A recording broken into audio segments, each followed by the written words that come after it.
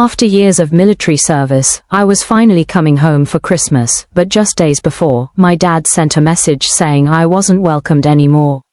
I simply replied, fine. 5 days later I woke up to 10 missed calls and one from their lawyer, too late to undo. You know, people always ask me if I regret what I did. If I feel guilty about what happened to my family. But let me tell you the whole story, and maybe you'll understand why I sleep better now than I have in 20 years. I was sitting in my little studio apartment in Jacksonville, Florida. February 2023. I'd just gotten my discharge papers after 12 years in the Marines, 3 tours in Afghanistan, more Purple Hearts than I care to count, and a chest full of medals my family had never bothered to ask about. I was finally coming home for good. Not just for a visit, but home. I'd bought my plane ticket to Denver 3 weeks early, already planning what I'd cook with Mom, imagining maybe, just maybe, Dad would finally look at me like he was proud. Then my phone buzzed. Don't bother coming for Thanksgiving. We've decided it's better if you stay away this year. I read it 3 times before it sank in. No explanation. No, we miss you but we're going through a rough patch. Just, don't come home. After 12 years of deployments, of missing birthdays and holidays because I was getting shot at in places they couldn't pronounce, this is what I got. I remember staring at that text until my vision blurred. The neighbors' Christmas lights were blinking through my window, and I could hear some family next door laughing over dinner. And here I was, 38 years old, decorated Marine, being told by my own father that I wasn't welcome at my own family's table. You want to know what's funny? I'd survived roadside bombs that killed my best friend Jessica. I'd carried wounded Marines to safety under enemy fire. But that text, that 12-word text message hit me harder than any explosion ever had. I typed back one word, fine. But I wasn't fine. I was broken, and I had no idea that in 5 days, everything was going to change forever. I need you to understand something about my family. I wasn't always the outcast. Growing up in Littleton, Colorado, I was Daddy's girl. At least until I turned 18 and made the mistake of having my own dreams. You're throwing your life away, Dad said when I told him I was enlisting instead of going to college. He didn't even look up from his Denver Broncos game. Don't expect us to pick up the pieces when you come crawling back. But I didn't crawl back. I soared, made it through Paris Island when half the guys in my platoon washed out. Earned my stripes, got promoted ahead of schedule, came home wearing dress blues and Purple Hearts. You know what Dad said at my promotion ceremony? Nothing. He didn't come. Went fishing instead. Said he'd catch the next one. There never was a next one. Every holiday, every leave, I'd fly home hoping this would be different. I'd walk through that front door carrying stories they didn't want to hear about places they couldn't find on a map. Mom would whisper, don't upset your father with that war talk, and I'd swallow my pride along with her dry turkey. The worst part, I kept trying. When their Chevy Tahoe broke down, I sent money. When the furnace died, I sent money. When Dad's construction business went under for the 3rd time, I sent money. The checks were always cashed. The thank yous were rare. I was their ATM in uniform. Their emergency fund with a heartbeat. But I was never their daughter. Not really. Every Christmas, I'd sit at that dinner table watching Mike, my younger brother, tell stories about his latest promotion at the bank. Dad would beam with pride, ask follow-up questions, treat him like he'd conquered the world by selling mortgages in suburban Denver. Meanwhile, I'd mention saving a convoy from an IED attack, and Mom would change the subject to whether I'd met any nice boys overseas. As if finding a husband was more important than keeping my Marines alive. But this year was supposed to be different. I had my discharge papers, a plan to settle down, maybe open a little cafe in town. I was finally ready to be the daughter they wanted. Instead, I got that text. And that's when something inside me that 12 years of combat hadn't fully awakened finally opened its eyes. 5 years ago, during one of my rare visits home, Dad cornered me in the kitchen. He'd been drinking, not unusual, and his construction company was bleeding money again. I need you to co-sign something, sweetheart, he said, pulling out that nickname he only used when he needed something. Just a formality for the bank. Your credit's golden right now, and mine's, well, you know. I was 29, exhausted from my second deployment, and so desperate for any sign that I mattered to him that I would have signed my life away if he'd asked. The papers were thick, full of legal jargon that might as well have been written in Arabic. "What's it for?" I asked. "Refinancing the house," he said, smiling that rare smile I'd spent my whole life chasing. "It'll really help the family out, Sarah. You'd be doing us a huge favor." So I signed, without reading, without understanding, because for 30 seconds, my father was looking at me like I was worth something. Fast forward to that February night in Jacksonville. I was sitting there, reeling from his rejection, looking for anything to distract myself from the pain. I started going through old emails, military documents, anything to keep my mind busy. That's when I found it. The mortgage refinancing agreement, buried in my email archives. And this time, maybe because I wasn't a desperate 29-year-old anymore, I actually read it. Paragraph 12 nearly knocked me off my chair. In the event of primary borrower default or voluntary transfer, the co-signer assumes controlling interest over the property until full loan maturity. Controlling interest. I read it again, and again. Robert Williams had needed my signature because his credit was destroyed. The bank required a co-signer with perfect credit and steady income, both things I had and he didn't. But in his arrogance, he'd assumed I'd never read the fine print. He'd assumed I'd always be that desperate little girl who'd do anything for his approval. I owned 51% of their house. The house he'd just told me I wasn't welcome in. The irony was so thick I could taste it. I sat there for maybe an hour, just staring at that document. Then I picked up my phone and called Marcus Thompson, a real estate attorney I'd met at a veterans seminar in Tampa. "Marcus," I said when he answered, "I need to ask you a hypothetical question." "Shoot. What happens when a co-signer holds majority interest in a property and the primary borrower tells her she's not welcome there anymore?" There was a long pause. Then Marcus started laughing. Not mean laughter, the kind of laughter that comes when you realize someone has just made a spectacular mistake. "Hypothetically," he said, "that borrower just handed over the keys to his kingdom." That's what I thought. "Sarah, please tell me this isn't hypothetical." "It's not." "Then that man is about to learn why you don't mess with a Marine." I hung up and started writing. Not an angry letter, the Marines taught me better than that. Cold, factual, precise. Like defusing a bomb. One wrong word and everything explodes. Effective immediately, I am exercising my controlling interest as co-signer and legal majority owner of the property located at 247 Maple Street, Littleton, Colorado. All legal rights and responsibilities will be enacted through counsel. You will be contacted shortly. I signed it, S. Williams, USMC retired, and drove to the post office. Certified mail, signature required. I wanted them to open it together. Wanted them to feel that shock as a family unit, the same way they delivered their rejection to me. Then I did something I'd never done in 12 years of military service. I turned off my phone and drove to a cabin in the Smoky Mountains. No cell service, no internet, just me in the woods and the kind of peace that only comes when you finally stop trying to please people who will never be pleased. For 5 days, I hiked. I read novels. I made s'mores over a campfire and slept 10 hours a night for the first time since basic training. I didn't think about mortgages or families or the chaos I'd probably unleashed back in Colorado. And you know what? Those were the most peaceful 5 days I'd had in 20 years. When I finally turned my phone back on, it looked like it was about to explode. 10 missed calls, 15 voicemails, and enough text messages to write a novel. The attorney's voicemail was the best one. "Ms. Williams, there seems to be some confusion regarding your recent correspondence.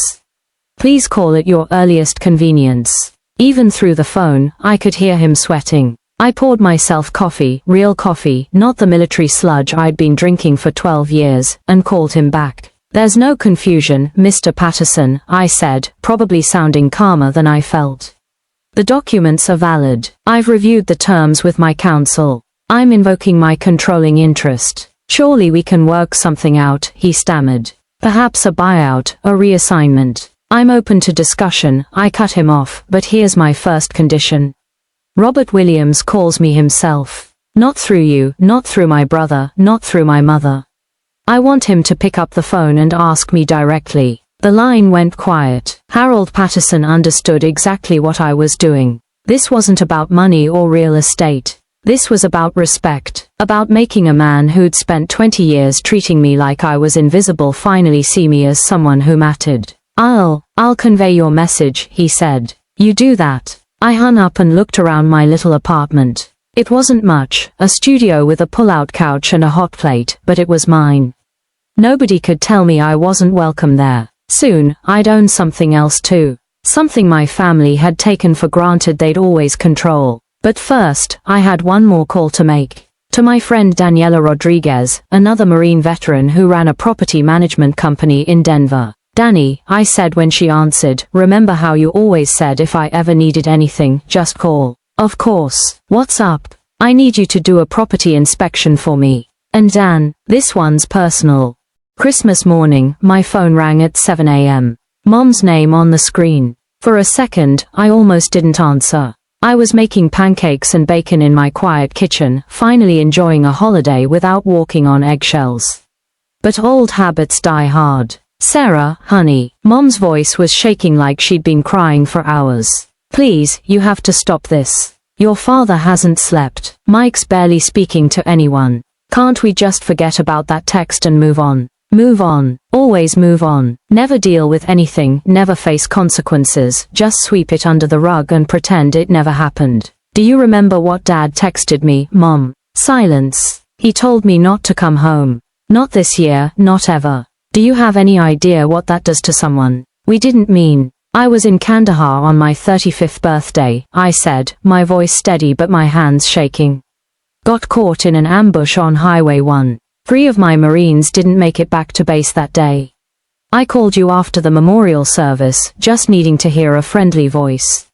Remember what you said? Sarah, please. You said, thank God you're safe, but don't tell your father about this. It makes him nervous. I took a breath. That's when I knew. I wasn't your daughter. I was your inconvenience. She sobbed then. Raw, helpless sobs. But I'd already made my decision. While they'd been panicking about my letter, I'd been busy. Daniela had done the inspection. The legal paperwork was filed. The 30-day notice was ready to be served. I'm not doing this out of anger, Mom, I said gently. I'm doing it because I finally understand something. I was never going to be welcomed back unless I brought something to the table. So I brought the table. And the house it sits in. At noon, Daniela called from Littleton. We did the walkthrough, she said. Your folks were about as happy to see us as you'd expect, but we kept it professional. How bad is the damage? Structurally, basement's flooded, roof needs work, foundations shifting. But here's the kicker, they've got college kids renting out 2 of the bedrooms. Cash deals, no lease agreements, no permits. I nearly dropped my phone. They what? Your brother admitted it when he got defensive. Looks like they've been running an illegal boarding house for months. Collecting rent on your property without your knowledge or consent. That was it. The final insult. Not only had they used my credit to buy the house and my money to maintain it, they'd been making money off my investment while telling me I wasn't welcome to set foot in it. I hung up and drafted another letter. This one wasn't polite. Effective January 2nd, you are hereby given formal 30-day notice of management transition and possible termination of residency. Your sublease agreements are illegal and void. Rent collection is suspended immediately. This property is under investigation for code violations. All communication must go through legal counsel. I signed it with my full name and rank, then sent copies to their lawyer and texted Mike, check your mailbox. The calls started within an hour. I listened to the first voicemail, Dad's voice, angrier than I'd ever heard it. Then I deleted the rest without listening. For the first time in my life, I didn't care what Robert Williams had to say. January 2nd was a Tuesday. Cold, gray, with that kind of Colorado wind that cuts right through you. I drove to Littleton in my Honda Civic, not the flashy homecoming I'd once imagined, but it was mine. I didn't go alone. Daniela came with me, along with a locksmith and a clipboard full of legal documents. I wore my dress blues and polished boots. If this was going to be a confrontation, I'd meet it as the Marine I was proud to be. Dad answered the door. He looked like he'd aged 10 years in 2 weeks, red-faced, unshaven, wearing the same Denver Broncos sweatshirt he'd had on during our last fight. Sarah, he said, his voice hoarse. What the hell is this circus? I walked past him without a word. My house, my rules. The living room looked smaller than I remembered. Mom sat on the couch clutching her rosary, the one she only brought out for show. Mike stood by the window, looking anywhere but at me. This is a legal transition of ownership and management, I announced, keeping my voice steady. As of today, all rights to this property fall under my control. You have 30 days to formalize tenancy under my terms or relocate. Relocate, Dad exploded. You can't do this. This is our home. No, I said, looking him straight in the eye. It's my investment. You defaulted on it and signed it over to a 29-year-old Marine because you needed to save face with the bank. For the first time in my life, Robert Williams had nothing to say. I looked around the room, at the mantel where my bootcamp photo used to sit. Gone now, replaced by Mike's college graduation picture and his wedding photo. They'd erased me from the family gallery the same way they'd tried to erase me from their lives. Mom, I said, turning to look at her. Where will you go? Her lips trembled. I don't know. I nodded. Well, maybe you can ask someone who actually wants you for Thanksgiving. The locksmith changed the front door code while I walked to my car. Snow crunched under my boots, and the air smelled clean and sharp. For the first time in 20 years, I didn't feel like someone's disappointing daughter. I felt like a woman who'd finally learned her own worth. Sarah takes a long sip of her coffee, her eyes brightening. The 30-day notice expired on January 31st Street. They didn't fight it. No last-minute calls, no dramatic confrontations. They just left, like they were finally accepting that I wasn't bluffing anymore. I walked into that empty house on February 1st, and you know what I felt. Peace. Not victory, not revenge, just peace. 6 months later, 247 Maple Street became Hope House. Transitional housing for female veterans. Women like me, who'd served their country and came home to families who didn't know how to love the warriors we'd become. Every Thanksgiving now, I light a candle on that front porch. Not for the family who abandoned me, but for the 18-year-old girl who left that house desperate to prove herself worthy of love. She finally found her way home, and made sure no woman like her would ever have to stand alone again. She smiles, and for the first time during her story, it reaches her eyes. People ask me if it was worth it. If I regret what I did. But when I see my girls, Marines, Army medics, Air Force pilots, sharing stories around that same dinner table where I used to beg for scraps of attention, when I watch them heal and grow and remember who they are beyond their uniforms. Yeah, it was worth it, more than they'll ever understand. Some families are born, others are forged in fire. And sometimes, you have to burn down the old to build something better. That house was never really theirs anyway. It was mine from the moment I signed those papers. I just took a while to come home and claim it.